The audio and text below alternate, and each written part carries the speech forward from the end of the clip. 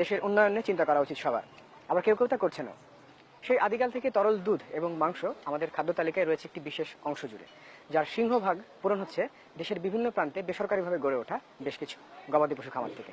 দর্শক, তারই ধারাবাহিকতায় আজ আমরা নিয়ে যাব তেমন একটি গবাদি পশু খামারে। আমন্ত্রণ জানাচ্ছি আমাদের প্রতি সপ্তাহে নিয়মিত কৃষিভিত্তিক আয়োজন সফলতার যাত্রা।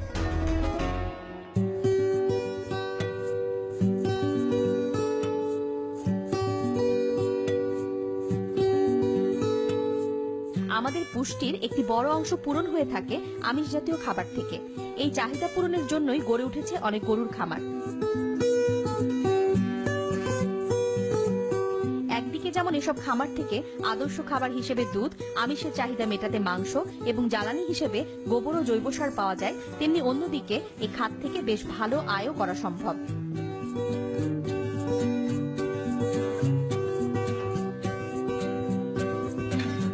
মোহাম্মদপুরের বেড়িবাঁধে সাদিক এগ্রো ফার্মটি অবস্থিত। জায়গার সুবিধার্থে দুটি অংশে ভাগ করে এই ফার্মটি করা হয়েছে। ফার্মটিতে রয়েছে ডেইরি ও সার মোটাতাজাকরণ প্রকল্প। আমরা এখন কথা বলবো একজন সফল খামারি জনাব মোহাম্মদ ইমরান হোসেন সাহেবের সাথে। ইমরান ভাই, কেমন আছেন? জি, মাশাআল্লাহ, thank you very much. Imran ভাই, আপনি এই খামার শুরু করেন কবে থেকে? আমরা এই খামারটা শুরু করেছি 2009 সাল থেকে। আপনি কি একদম সম্পূর্ণ একার উদ্যোগে শুরু করেছিলেন, না সাথে কেউ ছিল? না, আমি আর আমার দুই বন্ধু মিলে শুরু করছিলাম। আমার এক বন্ধু এখনো আছে পার্টনারে, বাট ও এদিকে বেশি সময় দেয় না, আমি বেশিরভাগ সময় দিই। ইমরান ভাই, পাশাপাশি আরো অনেকগুলি ব্যবসা থাকতে, আরো অনেক কিছু থাকতে আপনি এই গবাদি পশু লালন পালনটাকে কেন বেছে নিলেন? আসলে আমাদের দেশে ফ্রেশ মিল্কের অনেক অভাব। আমরা অনেকেই মনে করি যে আমরা ভালো দুধ খাচ্ছি, কিন্তু আসলে ওই দুধগুলা স্বাস্থ্যসম্মত কিংবা সুষম নয়। বেসিক্যালি এটা শুরু হয়েছে আমার বাসায় দুধের প্রয়োজন ছিল। আমার বাসায় প্রত্যেকদিন প্রায় 10-12 লিটার দুধ লাগে। ওই দুধের প্রয়োজনীয়তা মিট করার জন্য আমি যখন আস্তে আস্তে খামারটা শুরু করলাম, আস্তে আস্তে পর্যায়ক্রমে আরো মানুষের চাহিদা যোগ হতে থাকলো, তখন আস্তে আস্তে আস্তে এটা একটা বড় আকার ধারণ করে। মানে চাহিদাই আপনাকে মোটামুটি একজন সফল খামারি হিসেবে আজকে এই জায়গায় নিয়ে এসেছে। একদম শুরুতে কতগুলি গরু দিয়ে শুরু করেছিলেন? আমরা যখন প্রথম দিন খামার শুরু করেছিলাম তখন আমার 7টা গাই ছিল, 7টা গাভী গরু ছিল। তো 7টা গাভী গরু থেকে আজকে এখন আমার কাছে আছে 95টা গাভী গরু দুধের জন্য। যে জায়গা থেকে আমি প্রতিদিন প্রায় 950 থেকে 1000 কেজি দুধ সংগ্রহ করি দিনে 2 বেলায়। আর আমার কাছে এখন কোরবানির জন্য গরু আছে প্রায় 150টা। মানে আপনি যখন খামার এই গবাদি পশু পালন শুরু করেন, তখন পারিবারিকভাবে বা পারিপার্শ্বিকভাবে কি কোনো সমস্যা ফেস করেছেন? না, আসলে অনেকেই অনেক রকম সমস্যা আমার অতিক্রম করতে হয়েছে। অনেক রকম, যেমন আমি যখন খামার থেকে বাসায় যাই তখন গরুর একটা দুর্গন্ধ, এই নিয়ে কিছু ফ্যামিলি কমপ্লেইন ছিল। তারপরে অনেকে বলতো গরুর ব্যবসায়ী, আসলে এইরকম অনেক সোশ্যাল প্রবলেম ছিল। এই প্রসঙ্গ থেকে আরেকটা কথা আছে, সেটা হচ্ছে যে যখন আপনি এই গবাদি পশু পালন শুরু করেন, মানে গরুর খামারটা শুরু করেন, তখন নিশ্চয়ই আপনার অ্যারেঞ্জমেন্টটা ছিল না। আপনি তখন এই অ্যারেঞ্জমেন্টটা কেমন করে ব্যবস্থা করেছেন, মানে ল্যান্ডের কথা বলছি? আমি আসলে খামারটা শুরু করছিলাম বসিরাতে, ওই যে এখন যে কবরস্থানটা হয়েছে এই পিছনে, ওই জায়গায় আমার একটা ফ্রেন্ডের নিজস্ব ল্যান্ড ছিল। পরে ওই ল্যান্ডটা কবরস্থান অ্যাকোয়ার করে নিয়ে যায়, তখন আমি এসে এই জায়গায় শিফট হয়েছে। এই গবাদি পশু পালনের উপরে কি আপনি বিশেষ কোনো হাতে কলমে কোনো প্রশিক্ষণ নিয়েছেন? আমি আসলে বিশেষ কোনো ট্রেনিং সেভাবে অফিসিয়ালি সেরকম কোনো ট্রেনিং আমার নাই, কিন্তু আমি এমনি ইন্টারনেট থেকে, তারপরে বিভিন্ন সময় যখন বিভিন্ন সমস্যায় পড়ছি তখন ডাক্তাররা, যেসব ডাক্তাররা আসছেন এইগুলো ট্রিটমেন্ট করার জন্য, তাদের সাথে আমি অনেক সময় ব্যয় করছি, তাদের সাথে ডিসকাস করছি, আমার তাদের অভিজ্ঞতাগুলো আমি শেয়ার করছি, এবং ওই জায়গা থেকেও আমরা মোটামুটি স্পেশালি আমি একটা ভালো ধারণা পাইছি। আচ্ছা ইমরান ভাই, যেহেতু আপনি গবাদি পশু পালন করছেন, মানে গরুর খামারটা করছেন, আপনার মতে গবাদি পশুর একটা মানে আদর্শ বাসস্থান কেমন হওয়া উচিত? গরুকে একটু কমফোর্টেবলি রাখার জন্য আমরা প্রত্যেকটা গরুর উপরে একটা করে ফ্যান ব্যবহার করে থাকি। গরুকে ফ্লোরে কুশন দেওয়ার জন্য আমরা একটা রাবার ম্যাট ব্যবহার করি, গরুটা যেন একটু আরামে বসতে পারে।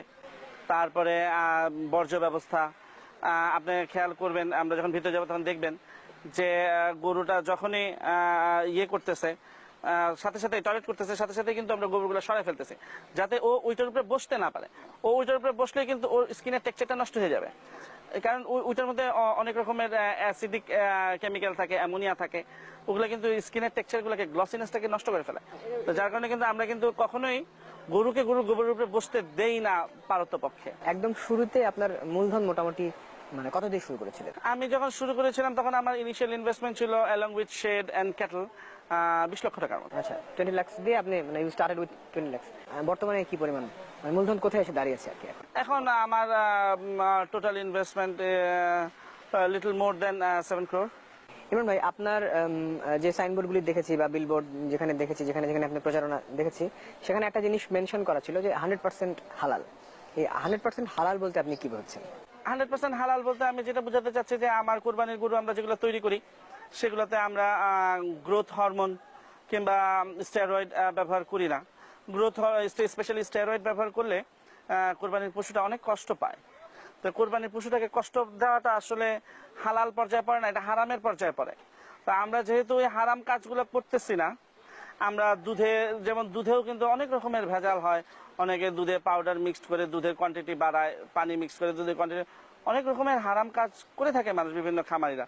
তো আমরা যেহেতু এটা করতেছি না, এর জন্য উই ক্লেম যে what ever we are providing, what ever we are doing for the people, for our customer, it's 100% হালাল। আমাদের মানে বাংলাদেশের এই যে এনভায়রনমেন্ট, যে আবহাওয়া, তাতে এই গরুর প্রধানত কি কি ধরনের রোগ হয়? আমরা বেশিরভাগ সময় সাফার করি হচ্ছে ওই যে খুরা রোগ বলি যেটাকে, এফএমডি, আর হচ্ছে অ্যানথ্রাক্স, তর্কা রোগ বলি যেটাকে।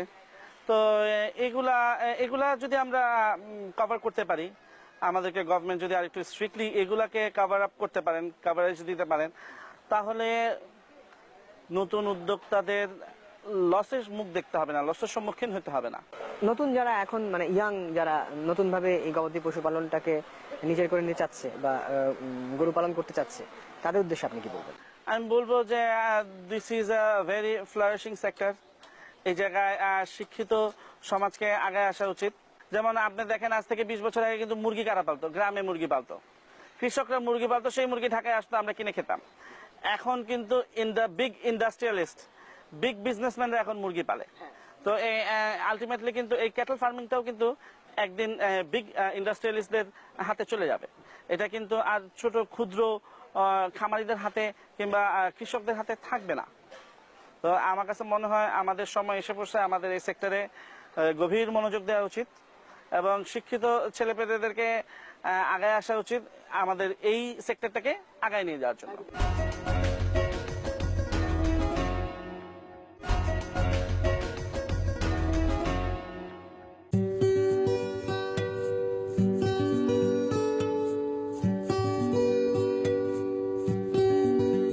সাদিক এগ্রো ফার্মে 60 জন শ্রমিক সার্বক্ষণিক কর্মরত আছেন। খামার পরিষ্কারকরণ, গবাদি পশুর রক্ষণাবেক্ষণ এবং দুধ সংগ্রহ করে থাকেন তারা। এই সংগ্রহিত দুধ খামার থেকেই প্রক্রিয়াজাত করে তারা বিক্রি করে থাকেন। সাদিক এগ্রোতে ডেইরির পাশাপাশি রয়েছে অনেক ষাঁড়, গরু, দুম্বা এবং উন্নত জাতের ছাগল, যাদের প্রাকৃতিক উপায়ে মোটা তাজা করে বিক্রয় করা হয়। প্রথমে এগুলা দেখতেছেন, এগুলো হচ্ছে কোরবানির জন্য তৈরি করা, আগামী কোরবানির জন্য প্রিপারেশন। এই যে আমাদের আপকামিং কোরবানির জন্য প্রিপেয়ার করা, এগুলো হচ্ছে সব ষাঁড় গরু। এখানে মোটামুটি কত জাতের মানে কয় জাতের গরু আছে? এই জায়গায় বেসিক্যালি আমাদের মাত্র 2 জাতেরই ষাঁড় রাখা। এই সাইডটা হচ্ছে দেশাল, আর এই সাদাগুলো যেগুলো দেখতেছেন এগুলো হচ্ছে সাউথ ইন্ডিয়ান, আন্ধ্রপ্রদেশের গরু। ইমরান ভাই, মানে এই সারের জন্য আপনারা মানে কি ধরনের খাবার ব্যবহার করছেন?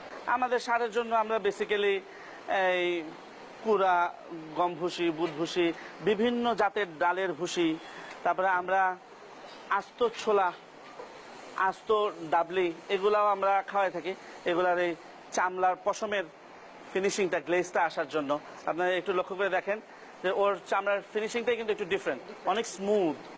আমরা মোটামুটি একটা ফুড ফর্মুলেশন ক্রিয়েট করছি আমাদের নিজের জন্য, যেটাতে প্রোটিন কনসেন্ট্রেশন অনেক বেশি রাদার দ্যান ফ্যাট কনসেন্ট্রেশন। এটা খুবই জরুরি। এটা খুবই জরুরি। দেখা গেছে যে এই এত বড় বড় গরুগুলা কাটার পরেও দেখবেন চর্বির মাত্রাটা অনেক কম, মাংস অনেক বেশি। প্রতিদিন মোটামুটি এক একটা গরু, এক একটা ষাঁড় আর কি পরিমাণ খাবার খায়? আমরা ওদেরকে প্রতিদিন 4 বেলা খাওয়া দিয়ে থাকি। আর এক একটা গরুকে আমরা আনুমানিক 20 কেজি করে প্রতিদিন ঘাস দিয়ে থাকি, সবুজ ঘাস, এবং এক একটা গরুকে আমরা আনুমানিক প্রতিদিন 4 কেজি করে খড় দিই। এগুলা হচ্ছে ওল্ড টাউনের লোকরা যেটাকে বলে মীর কাদিমের গাই। মীর এগুলো হচ্ছে- কাদিমের গাই? হ্যাঁ, এই তিনটা হচ্ছে সেই মীর কাদিমের গাই। হ্যাঁ, এটার স্পেশালিটি এটা যে চোখের ভুরু শুদ্ধ সাদা। এগুলির মোটামুটি মার্কেট প্রাইস কেমন, মানে কত থাকে দাম? এগুলা হ্যাঁ আনুমানিক 1.5 লক্ষ থেকে 2 লক্ষ 2.5 লক্ষ এরকম দাম পার পিস। এগুলি সব দুধের গরু? জি, আপনি এই গরুগুলা দেখতে পারেন। এই দুটো একটু স্পেশাল মনে হচ্ছে। এইটা ফিজিয়ান, সরি জার্সি, এটা জার্সি ব্রিডের গরু। এবং এই গরুটা আমাকে এই মুহূর্তে প্রতিদিন 28 থেকে 30 কেজি দুধ দেয়।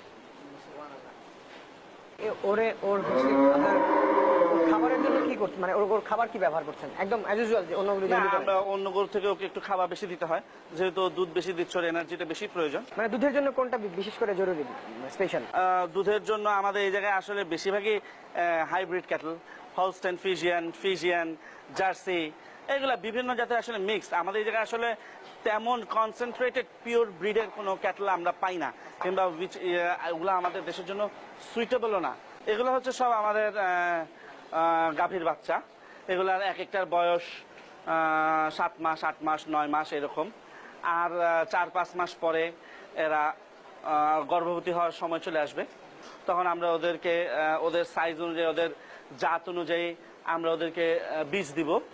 আচ্ছা ইমরান ভাই, এই যে আপনার মানে ফার্মের গরুগুলোর যখন কোনো প্রবলেম হয় বা অসুখ বিসুখ এরকম কোনো সমস্যা হয়, তখন আপনি কি করেন?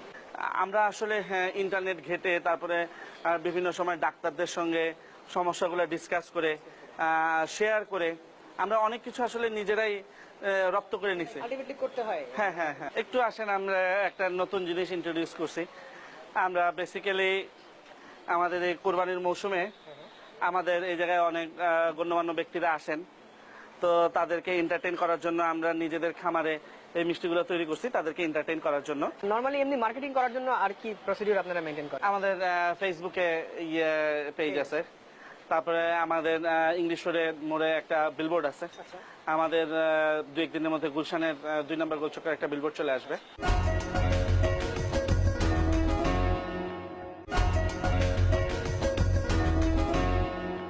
এটা আমাদের বান্দরবান অঞ্চলে যেটা পাওয়া যায়, আমরা যেটা বনগরু কিংবা গয়াল বলে থাকি, এটা সেটাই না, কিন্তু নরমালি গয়ালগুলি হচ্ছে একটু মানে পুরোটা একটু কালো হয়। না। গয়াল অনেক রকমের কালার হয়, পুরোটা সাদাও হয়, হাফ সাদা হাফ কালো হয়, বিভিন্ন রকমের হয়। গরু যেমন বিভিন্ন কালার হয়, সাদা, কালো, লাল, এটা গয়ালও অনেকগুলো কালার হয়। তো আপনার কাছে কতদিন হলো আছে? ও আমার কাছে আছে প্রায় 1 বছর। আমরা অলরেডি ওকে বিক্রি করে ফেলছি। ওকে আমরা বিক্রি করছি 2,80,000 টাকা। ভাই এই মহিষটা কালেক্ট করেছেন কোথায়? এটার নাম হচ্ছে পোলার বাফেলো কিংবা সাদা মহিষ। এগুলা আমাদের ইন্ডিয়ার দার্জিলিং থেকে সংগ্রহ করা। আচ্ছা, মানে নরমালি আমি কখনো সাদা মহিষ দেখিনি। না, আমাদের দেশে সাদা মহিষ হয় না, এটাও খুব রেয়ার ব্রিড। দার্জিলিং এও যেটা খুব অ্যাভেলেবেল তা না, এটা দার্জিলিং এও এটা খুব রেয়ার। কিন্তু আমরা কোরবানির জন্য শখে অনেকে হয়তো বা সাদা মহিষ একটা আনকমন প্রাণী নিবে, এর জন্য আমরা এটা নিয়ে আসছি। এটাও আমরা বিক্রি করে ফেলছি। এটা আমরা বিক্রি করছি 2,50,000 টাকা। এই যে এই গরুটা দেখেন স্পেশালি, এগুলো হচ্ছে আমরা বলি হচ্ছে, আমাদের দেশে আমরা বলি এটা নেপালি গরু, বাট ওইটার এই ব্রিডের অরিজিনাল নাম হচ্ছে গির। এগুলা আনা হচ্ছে, সংগ্রহ করা হয়েছে ইন্ডিয়ার গুজরাট থেকে। এগুলা আমাদের পিওর দেশি গরু, সিরাজগঞ্জ, পাবনা, রাজশাহী, কুষ্টিয়া এইসব অঞ্চলের গরু।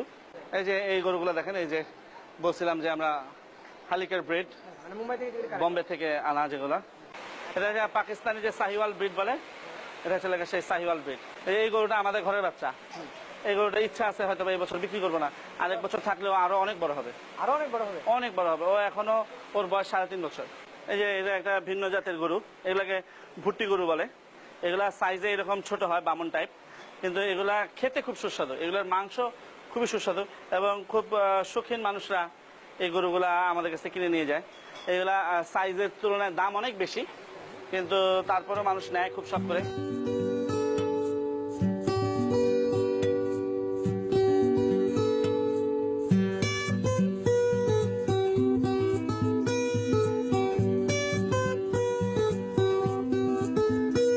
সাদিক এগ্রোতে রয়েছে অনেক প্রজাতির গরু ও ষাঁড়, যার মধ্যে গয়াল, নিউ জার্সি, হলিস্টার্ন, বুট্টি, মীর কাদিমের গাই সহ আরো বেশ কিছু ইন্ডিয়ান প্রজাতির গরু ও ষাঁড়ও রয়েছে। কথা বলবো একজন ক্রেতার সঙ্গে। বেশ, কেমন আছেন? ভালো আছি। আচ্ছা, এই যে আপনি কেনাকাটা করছেন ঈদ উপলক্ষে, তাই তো? জি জি। আচ্ছা, এখন হচ্ছে যে এতগুলি খামার থাকতে বা অন্য খামার থাকতে ইমরান ভাইয়ের গরুগুলি আপনার লিস্টে কেন? না, গত বছর আমি আসলে নিচ্ছি না। আমি গত বছর আমার ভাতিজা নিয়েছিল, এমনকি গরুর কোয়ালিটি ভালো, এর জন্য আসছে আর কি। আমার বাড়ি আশুলিয়াতে। আপনি আসলে আর চেয়ারম্যান, আপনি ওখান থেকে এখানে এসছেন গরু কিনতে, তার মানে নিশ্চয়ই এর পিছনে কোনো কারণ আছে। অবশ্যই কারণ আছে। আমি সব বিশেষ করে আমি ঈদ উপলক্ষে অনেক খামারে যাই, অনেক এই খামারটা আমার পছন্দ, ভালো লাগে আর কি।